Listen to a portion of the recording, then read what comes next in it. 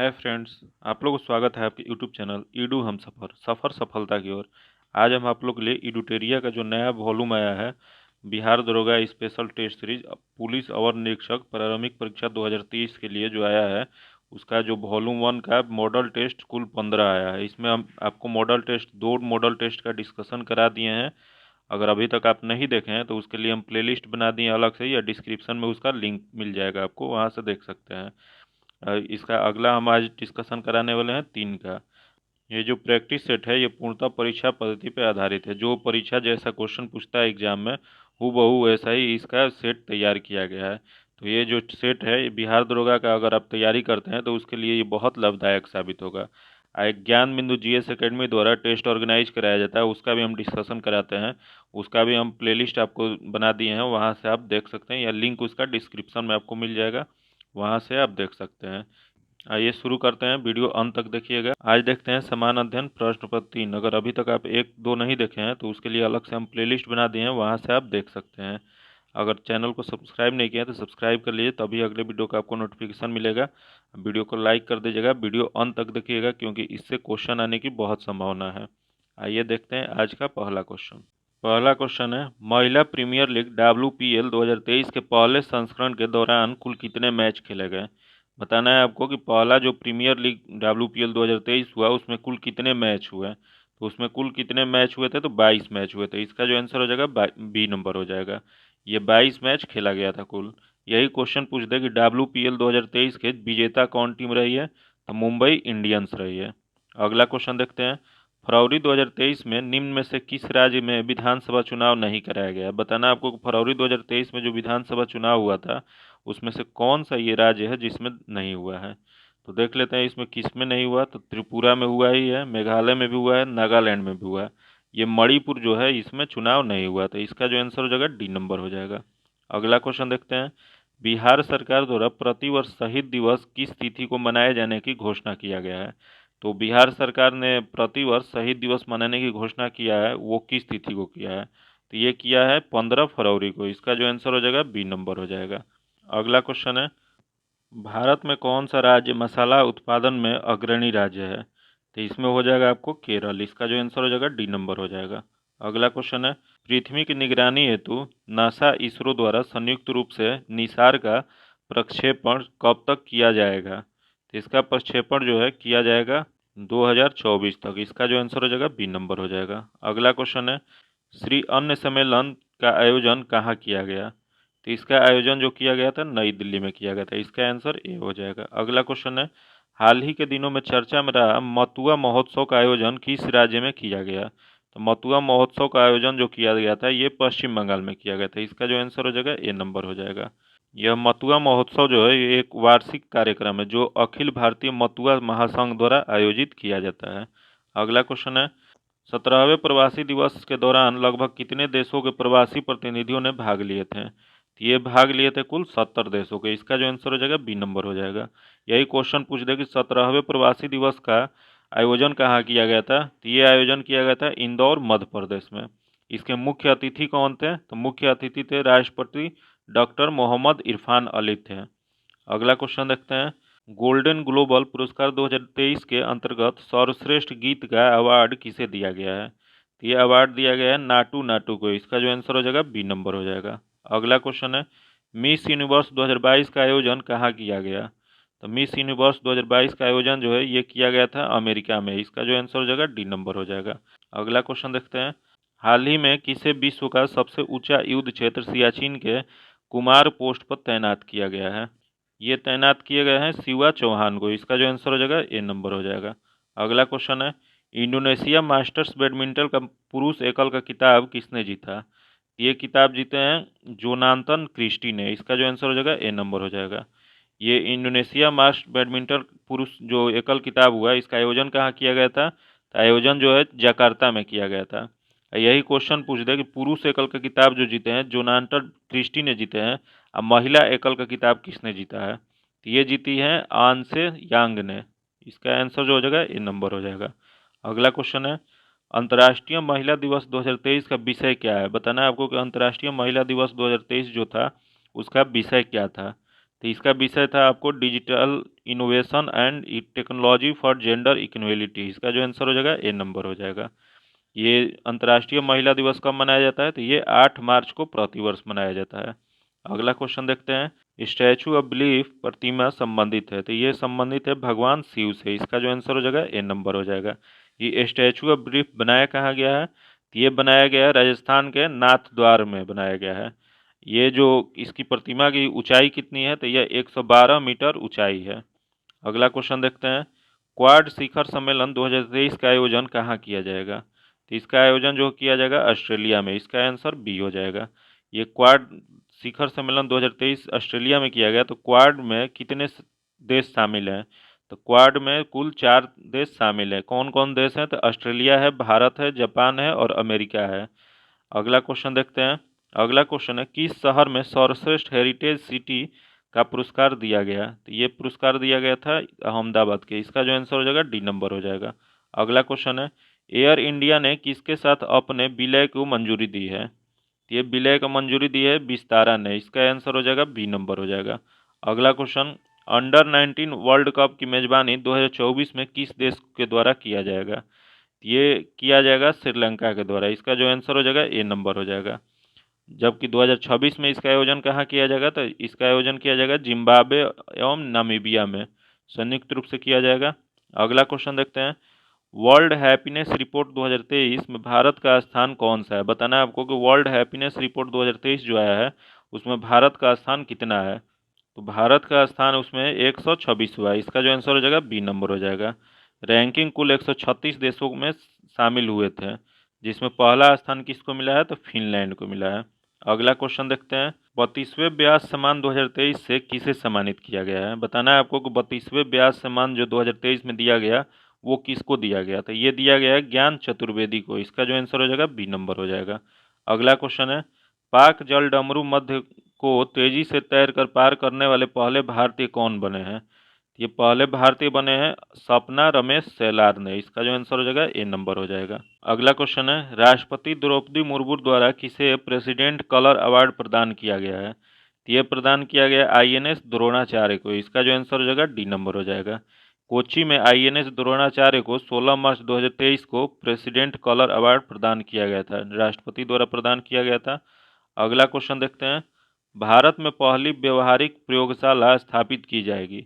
बताना है आपको कि भारत में पहली जो है व्यवहारिक प्रयोगशाला कहाँ स्थापित की जाएगी? तो इसकी स्थापित जो है जयपुर में किया जाएगा। इसका आंसर जो हो जाएगा ए नंबर हो जाएगा, राजस्थान के जयपुर में।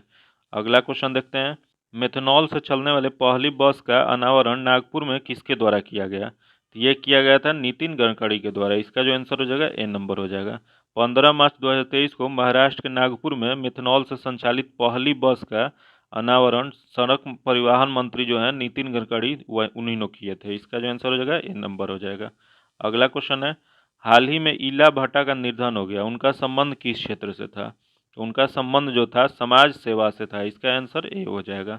अगला क्वेश्चन है, भारत का दूसरा सबसे बड़ा नदी बेसिन कौन सा है? बताना है आपको कि भारत का सबसे बड़ा दूसरा नदी बेसिन कौन सा है?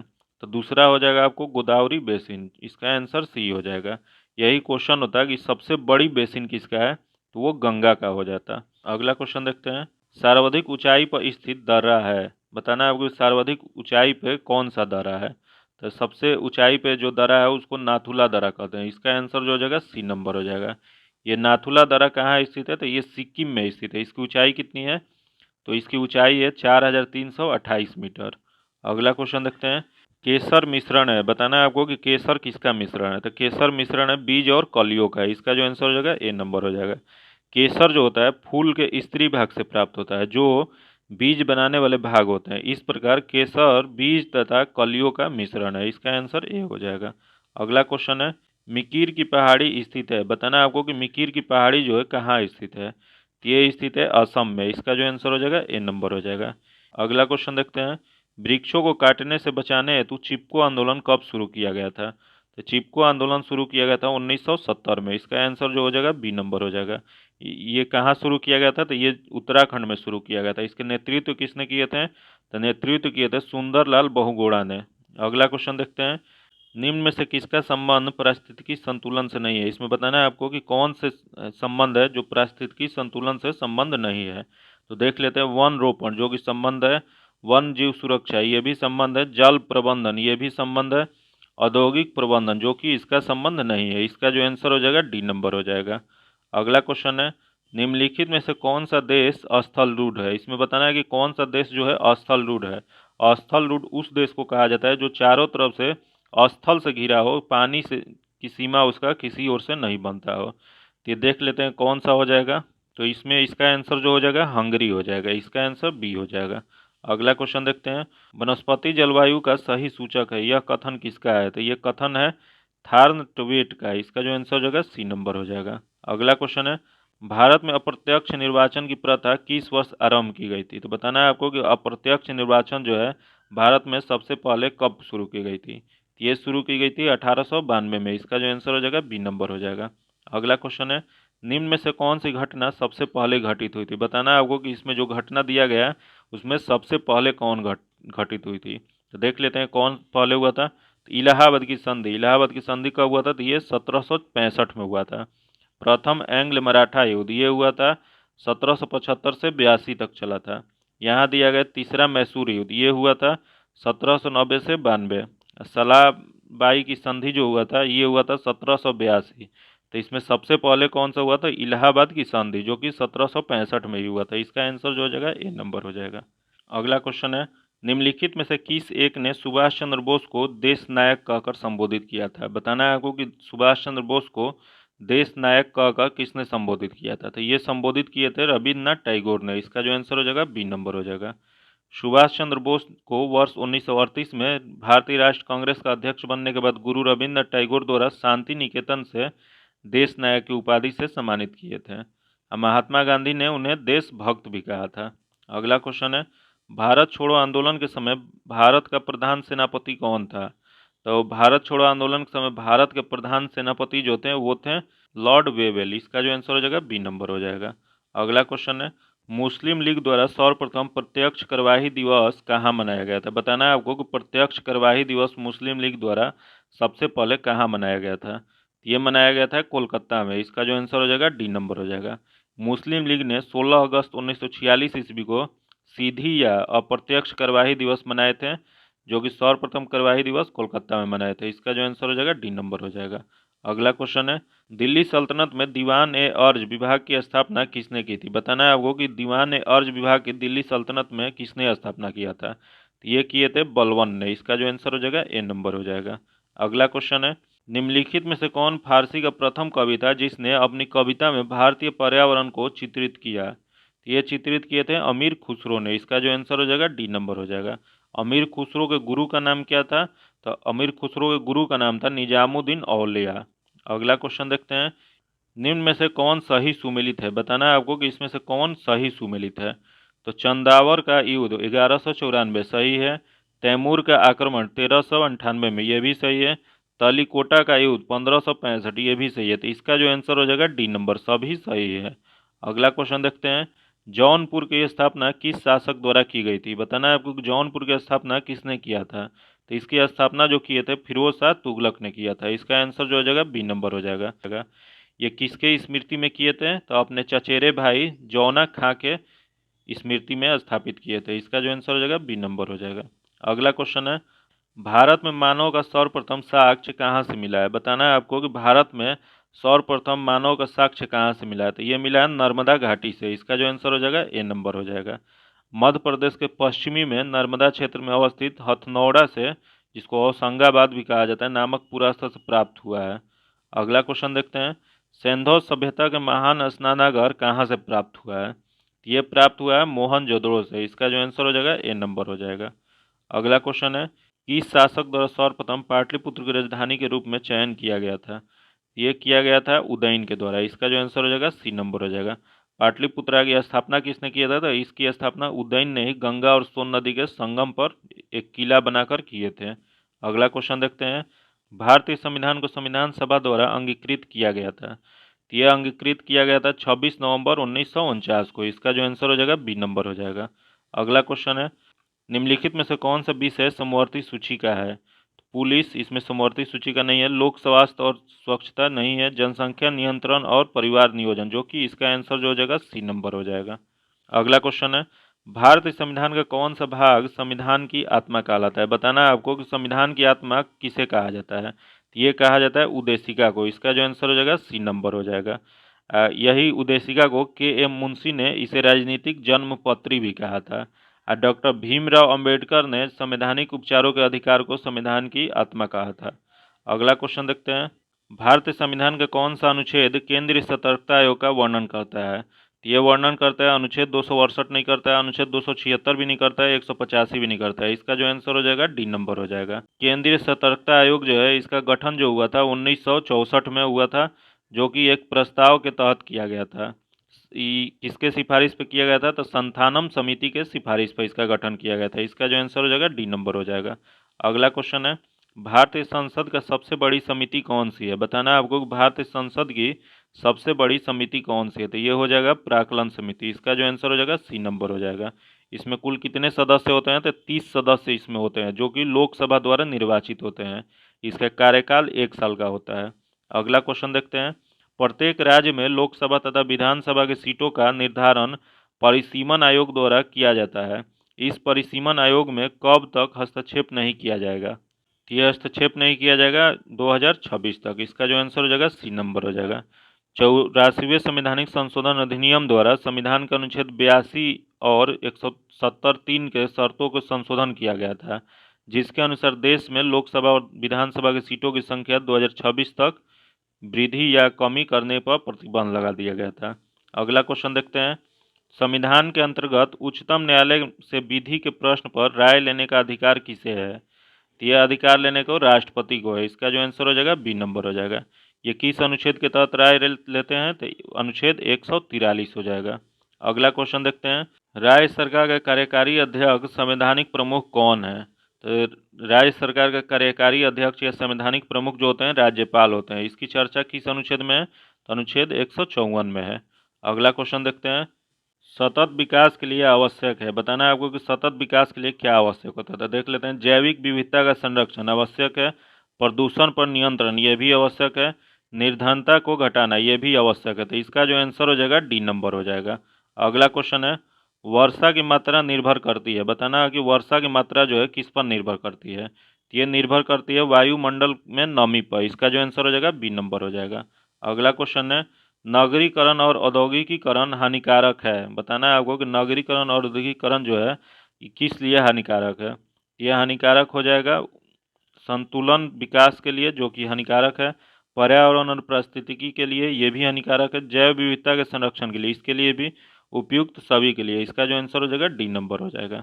अगला क्वेश्चन है, साइलेंट वैली परियोजना निम्नलिखित में से किस राज्य से संबंधित है। बताना है आपको साइलेंट वैली परियोजना जो है किस राज्य से संबंधित है। तो ये संबंधित है केरल से। इसका जो आंसर हो जाएगा सी नंबर हो जाएगा। अगला क्वेश्चन है, भारत में सबसे अधिक जैव विविधता संपन्न क्षेत्र है। बताना है कि भारत में सबसे अधिक जैव विविधता क्षेत्र वाला स्थल कौन सा है। तो इसका जो आंसर हो जाएगा इसमें सी नंबर हो जाएगा, पश्चिमी घाट। भारत में जो है 4 जैव विविधता हॉटस्पॉट स्थल पाए जाते हैं। पहला है पूर्वी हिमालय, दूसरा है पश्चिमी घाट, तीसरा है म्यांमार भारत सीमा, चौथा है सुंडलैंड। अगला क्वेश्चन है, इलेक्ट्रोड गोल्ड कप किस खेल से संबंधित है। तो ये संबंधित है टेबल टेनिस से। इसका जो आंसर हो जाएगा ए नंबर हो जाएगा। अगला क्वेश्चन देखते हैं, निम्नलिखित में से कौन सा देश सार्क का सदस्य नहीं है। इसमें बताना है कौन सा है जो सार्क का सदस्य नहीं है। तो सबसे पहले जान लेते हैं कि सार्क की सदस्य कौन कौन सा देश है। तो सार्क में सदस्य देश है पाकिस्तान है, बांग्लादेश है, नेपाल है, भूटान है, श्रीलंका है, मालदीव है, अफगानिस्तान है। तो इसमें कौन सा एक नहीं है। तो इसमें म्यांमार जो है नहीं है। इसका जो आंसर हो जाएगा डी नंबर हो जाएगा। ये सार्क सदस्य देशों की स्थापना कब किया गया था। तो इसकी स्थापना किया गया था 1985 में किया गया था, जो कि यह 8 देशों का समूह है। अगला क्वेश्चन देखते हैं, वह रेखा जो धूप के समान अवधि वाले स्थानों को मिलाते हुए खींचा जाता है उसे क्या कहा जाता है। तो उसे कहा जाता है आइसोहेल। इसका जो आंसर हो जाएगा ए नंबर हो जाएगा। आइसोहेल के हिंदी में क्या कहा जाता है। तो इसे कहा जाता है समधूप रेखा। यहाँ दिया गया ऑप्शन में आइसोथर्म। आइसोथर्म रेखा किसको कहते हैं। तो ये समान तापमान के स्थानों को मिलाते हुए खींची गई रेखा को आइसोथर्म कहा जाता है। अगला दिया गया आइसोबार। आइसोबार क्या होता है। तो समान वायु दाब वाले स्थानों को जोड़ने वाली रेखा को आइसोबार कहा जाता है। यहाँ दिया गया आइसोहेलाइन। आइसोहेलाइन रेखा कौन सी होती है? तो मानचित्र पर खींची गई वह रेखा जो महासागर के उन स्थानों को मिलाती है जहाँ पर समान लवणता पाई जाती है, तो उसे आइसोहेलाइन कहा जाता है। अगला क्वेश्चन देखते हैं। इनमें से कौन सा लोक नृत्य जो है छत्तीसगढ़ राज्य में है? बताना है कि कौन सा लोक नृत्य है जो छत्तीसगढ़ राज्य में है। तो देख लेते हैं। पंडवानी नावारानी डगना, ये जो आपको है छत्तीसगढ़, पहला ही इसका आंसर सही है, ए हो जाएगा। यहाँ दिया गया लोहा और बंगला। लोहा और बंगला कहाँ मनाया जाता है? ये मेघालय में मनाया जाता है। यहाँ दिया गया छापेली महाथू डांगी, ये मनाया जाता है हिमाचल प्रदेश में। उसके बाद यहाँ दिया गया रासलीला नौटंकी कजरी, तो ये मनाया जाता है उत्तर प्रदेश में। इसका जो आंसर हो जाएगा ए नंबर हो जाएगा। अगला क्वेश्चन है, अंतर्राष्ट्रीय खेल दिवस कब मनाया जाता है? बताना है आपको कि अंतर्राष्ट्रीय खेल दिवस है ये कब मनाया जाता है। ये मनाया जाता है 6 अप्रैल को। इसका जो आंसर हो जाएगा ए नंबर हो जाएगा। यहाँ दिया गया 29 अगस्त। 29 अगस्त को कौन सा दिन मनाया जाता है? तो ये राष्ट्रीय खेल दिवस मनाया जाता है। यहाँ है 21 सितंबर। 21 सितंबर को कौन सा मनाया जाता है दिन? तो इस दिन मनाया जाता है विश्व शांति दिवस। यहाँ है 11 दिसंबर। 11 दिसंबर को कौन सा मनाया जाता है? तो विश्व पर्वत दिवस मनाया जाता है। अगला क्वेश्चन देखते हैं। संगीत नाटक अकादमी की स्थापना कब हुई थी? बताना है आपको कि संगीत नाटक अकादमी जो है इसकी स्थापना कब किया गया था। तो इसकी स्थापना जो किया गया था 1953 में किया गया था। इसका जो आंसर हो जाएगा ए नंबर हो जाएगा। यही क्वेश्चन होता है कि ललित कला अकादमी की स्थापना कब किया गया था? तो 1954 में किया गया था। आज साहित्य अकादमी क्वेश्चन पूछ दे कब किया गया था, तो वो भी 1954 में ही किया गया था। अगला क्वेश्चन देखते हैं। असम राइफल का मुख्यालय स्थित है। बताना है आपको कि असम राइफल का मुख्यालय कहाँ है। तो इसका मुख्यालय जो है शिलोंग में है। इसका जो आंसर हो जाएगा डी नंबर हो जाएगा। असम राइफल की स्थापना कब किया गया था? तो 1835 में की गई थी। ये शिलोंग कहाँ पड़ता है? तो मेघालय में पड़ता है। अगला क्वेश्चन देखते हैं। एम्पियर सेकेंड निम्नलिखित में से किसकी इकाई है? बताना है आपको कि एम्पियर सेकेंड जो होता है किसकी इकाई है। ये इकाई है आवेश का। इसका जो आंसर हो जाएगा ए नंबर हो जाएगा। अगला क्वेश्चन है, मानव शरीर के कौन से दो मुख्य अंग में काफ़ी मात्रा में चुंबकीय क्षेत्र उत्पन्न होता है? ये उत्पन्न होता है हृदय और मस्तिष्क में। इसका जो आंसर हो जाएगा डी नंबर हो जाएगा। अगला क्वेश्चन है, प्रत्यावर्ती धारा का आविष्कार किस वैज्ञानिक ने किया था? बताना है आपको कि प्रत्यावर्ती धारा जो है उसका आविष्कार किसने किया था। तो उसका आविष्कार जो किए थे निकोल टेस्ला ने किए थे। इसका जो आंसर हो जाएगा सी नंबर हो जाएगा। यहाँ दिया गया है आइजक न्यूटन। आइजक न्यूटन किसका किए थे? गुरुत्वाकर्षण के नियम का किए थे। थॉमस एडिसन दिया है, ये किसका किए थे? ये किए थे ग्रामोफोन का। ये अल्बर्ट आइंस्टीन ये दिए थे प्रकाश विद्युत प्रभाव की खोज किए थे। तो इसका आंसर सी हो जाएगा। अगला क्वेश्चन है, विभवांतर को स्थिर रखते हुए एक परिपथ का प्रतिरोध आधा कर दिया जाए तो धारा पर क्या प्रभाव पड़ेगा? तो धारा पर प्रभाव दोगुनी हो जाएगी। इसका जो आंसर हो जाएगा बी नंबर हो जाएगा। अगला क्वेश्चन है, निम्नलिखित में से किस रंग का विचलन कोण सबसे कम होता है? बताना है इसमें कि किस रंग का विचलन कोण सबसे कम होता है। तो सबसे कम होता है लाल का। इसका जो आंसर हो जाएगा डी नंबर हो जाएगा। अगला क्वेश्चन है, यदि एक वास्तविक वस्तु का प्रतिबिंब बनाने के लिए उत्तल दर्पण का उपयोग किया जाता है तो निम्नलिखित में से कौन सा कथन गलत है? इसमें बताना है कौन सा गलत है। तो पहला देख लेते हैं। दिया है प्रतिबिंब वास्तविक होगा, जो कि पहला ही गलत है। इसका जो आंसर हो जाएगा ए नंबर हो जाएगा। ये प्रतिबिंब जो होगा वास्तविक नहीं होगा। प्रतिबिंब छोटा होगा, सही है। प्रतिबिंब सीधा होगा, ये भी सही है। अगला क्वेश्चन देखते हैं। निम्नलिखित में से क्या आर्किमिडीज के सिद्धांत पर आधारित नहीं है? इसमें बताना है कि कौन सा जो आर्किमिडीज के सिद्धांत पर आधारित नहीं है। तो इसका हो जाएगा आंसर ओडोमीटर। आंसर डी हो जाएगा। अगला क्वेश्चन है, निम्नलिखित में से कौन सा रासायनिक परिवर्तन का उदाहरण है? इसमें बताना है कि कौन सा रासायनिक परिवर्तन का उदाहरण है। तो ये देख लेते हैं कौन सा है। मक्खन का खट्टा होना, जो कि इसका आंसर ए हो जाएगा। मक्खन से खट्टा होना क्या है? रासायनिक परिवर्तन है। अगला क्वेश्चन है, निम्नलिखित में से कौन सा एक ऊर्ध्वपातन पदार्थ नहीं है? इसमें बताना है कि कौन सा ऊर्ध्वपातन पदार्थ नहीं है। तो देख लेते हैं कौन सा नहीं है। तो दिया गया है सोडियम सल्फेट, जो कि पहला ही इसका आंसर नहीं है। इसका आंसर हो जाएगा। बाकी कपूर, नेफ्थलीन, अमोनिया क्लोराइड, ये सब जो है ये ऊर्ध्वपातन है, सब्लिमेशन है। अगला क्वेश्चन है, किसी एक तत्व का इलेक्ट्रॉनिक विन्यास 287 है तो उसकी संयोजकता क्या होगी? तो उसकी संयोजकता जो होगी 1 होगी। इसका जो आंसर हो जाएगा डी नंबर हो जाएगा। अगला क्वेश्चन है, वे अम्ल जिसमें हाइड्रोजन के साथ ऑक्सीजन के अतिरिक्त अन्य आध्यात्मिक तत्व होता है वो क्या कहलाता है? ये कहलाता है अनऑक्सी अम्ल। इसका जो आंसर हो जाएगा सी नंबर हो जाएगा। अगला क्वेश्चन है, मिथाइल ऑरेंज का क्षारीय माध्यम में कैसा रंग होता है? तो इसका क्षारीय जो रंग होता है इसका होता है पीली और गुलाबी। इसका जो आंसर हो जाएगा डी नंबर हो जाएगा। अगला क्वेश्चन है, एल्युमिनियम ऑक्साइड प्रकृति में कैसा होता है? बताना है आपको एल्युमिनियम ऑक्साइड जो होता है नेचर में कैसा होता है। तो ये होता है उभयधर्मी, इसका जो आंसर हो जाएगा सी नंबर हो जाएगा। ये एम्पोथेरिक होता है। अगला क्वेश्चन देखते हैं, रासायनिक गुणों के माध्यम मेंडलीफ ने किन तत्वों के साथ मिलकर बने यौगिक पर ध्यान केंद्रित किया था? तो ये केंद्रित किए थे हाइड्रोजन और ऑक्सीजन पे, इसका जो आंसर हो जाएगा डी नंबर हो जाएगा। अगला क्वेश्चन है, निम्नलिखित में से कौन सा तत्व आवर्त सारणी में सर्वाधिक विद्युत ऋणात्मक है? तो इसमें ऑप्शन में हो जाएगा फ्लोरीन, इसका जो आंसर हो जाएगा बी नंबर हो जाएगा। आवर्त सारणी में बाएं से दाएं जाने पर विद्युत ऋणात्मक जो होता है बढ़ जाता है, अगर वर्ग में ऊपर से नीचे आते हैं तो घटता है। अगला क्वेश्चन देखते हैं, ग्राफीन क्या है? बताना है आपको ग्राफीन क्या है। तो ग्राफीन जो है कार्बन का एक अवरूप है, इसका जो आंसर हो जाएगा ए नंबर हो जाएगा। अगला क्वेश्चन है, यूट्रोफिकेशन के परिणाम स्वरूप निम्न में से किसका निम्नीकरण होता है? तो ये निम्नीकरण होता है विलीन ऑक्सीजन का, इसका जो आंसर हो जाएगा बी नंबर हो जाएगा। अगला क्वेश्चन है, निम्नलिखित में से कौन सा एक कीटभक्षी पौधा नहीं है? इसमें बताना है कि कौन सा पौधा है जो कीटभक्षी नहीं है। तो देख लेते हैं, इसमें दिया गया ए में पैथोलस, जो कि पहला ही इसका आंसर सही है। पैथोलस जो है कीटभक्षी पौधा नहीं है। अगला क्वेश्चन है, पहला वनस्पति विज्ञान किसे माना जाता है? तो पहला वनस्पति विज्ञान माना जाता है थियोफैक्टस को, इसका जो आंसर हो जाएगा सी नंबर हो जाएगा। अगला क्वेश्चन है, एंटीबायोटिक निम्नलिखित में से किस कवक के प्राप्त किया जाता है? ये प्राप्त किया जाता है पेनिसिलिन से, इसका जो आंसर हो जाएगा सी नंबर हो जाएगा। अगला है, निम्न में से कौन से पादप हार्मोन कोशिका विभाजन से संबंधित है? बताना है आपको कि कौन सा पादप हार्मोन है जो कोशिका विभाजन से संबंधित रखता है। तो ये हो जाएगा आपको साइटोकाइनिन, इसका जो आंसर हो जाएगा सी नंबर हो जाएगा। ये साइटोकाइनिन के खोज किसने किया था? तो खोज किए थे मिलर ने 1955 में। अगला क्वेश्चन है, श्वसन का पहला चरण ग्लूकोज है, किसमें विखंडन होता है? तो ये विखंडन होता है पाइरूवेट में, इसका जो आंसर हो जाएगा ए नंबर हो जाएगा।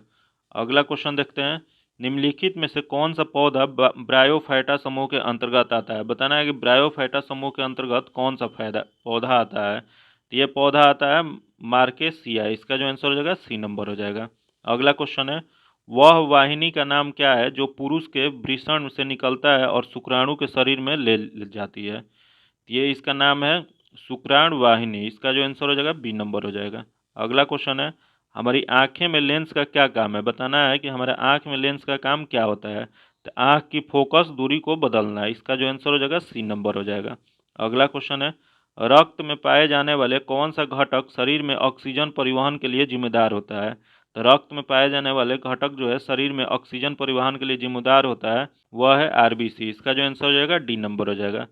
आरबीसी का पूरा नाम क्या होता है? तो लाल रक्त कोशिका, रेड ब्लड सेल होता है। शरीर में ऑक्सीजन का परिवहन का कार्य करता है, इसका निर्माण लाल अस्थि मज्जा में होता है, किंतु भ्रूणीय अवस्था में आरबीसी का निर्माण प्लीहा या यकृत में होता है। आरबीसी में लौहयुक्त प्रोटीन पाया जाता है, जिसे क्या कहा जाता है? तो होमोग्लोबिन कहा जाता है। अगला क्वेश्चन देखते हैं, अदृश्य निर्यात का अर्थ होता है। बताना है आपको कि अदृश्य निर्यात का क्या अर्थ होता है। तो इसका अर्थ होता है सेवाओं का निर्यात करना, इसका जो आंसर हो जाएगा ए नंबर हो जाएगा। अगला क्वेश्चन है, छठी पंचवर्षीय योजना के दौरान निम्नलिखित में से कौन सा कार्यक्रम शुरू किया गया था? तो छठी पंचवर्षीय योजना में जो कार्यक्रम शुरू किया गया था उसका नाम था एकीकृत ग्रामीण विकास, इसका जो आंसर हो जाएगा ए नंबर हो जाएगा। यह कब शुरू किया गया था? तो 1980 से 85 जो था छठी पंचवर्षीय योजना का कार्यकाल था, इसमें शुरू किया गया था 2 अक्टूबर 1980 को। अगला क्वेश्चन देखते हैं, प्रचंड बेरोजगारी की समानता क्या अर्थ होता है? तो प्रचंड बेरोजगारी की समानता अर्थ होता है श्रमिक की सीमांत उत्पादकता शून्य हो, इसका जो आंसर हो जाएगा सी नंबर हो जाएगा। अगला क्वेश्चन है, राष्ट्रीय आय समिति का गठन किस वर्ष किया गया था? बताना है आपको कि राष्ट्रीय आय समिति का गठन कब किया गया था। ये गठन किया गया था 1949 में, इसका जो आंसर हो जाएगा ए नंबर हो जाएगा। अगर अभी तक आप चैनल को सब्सक्राइब नहीं किए हैं तो सब्सक्राइब कर लीजिएगा, वीडियो को लाइक कीजिएगा, दोस्तों के साथ शेयर कीजिएगा। आगे देखते हैं, मैथ्स रीजनिंग का क्वेश्चन है जिसका हम आंसर बता देंगे, आप लोग बना लीजिएगा। अगला क्वेश्चन देखते हैं, 96 नंबर, 96 का आंसर जो हो जाएगा सी नंबर हो जाएगा। 97 का आंसर ए हो जाएगा। 98 का आंसर बी हो जाएगा। 99 का आंसर आपको ए नंबर हो जाएगा। 100 का आंसर ए हो जाएगा। अगर अभी तक आप वीडियो को लाइक नहीं किए हैं तो लाइक कर दीजिएगा, दोस्तों के साथ शेयर कीजिएगा, चैनल को सब्सक्राइब कर लीजिएगा, तभी अगले वीडियो का आपको नोटिफिकेशन मिलेगा। फिर मिलते हैं आपसे अगले वीडियो में, तब तक के लिए धन्यवाद। जय हिंद।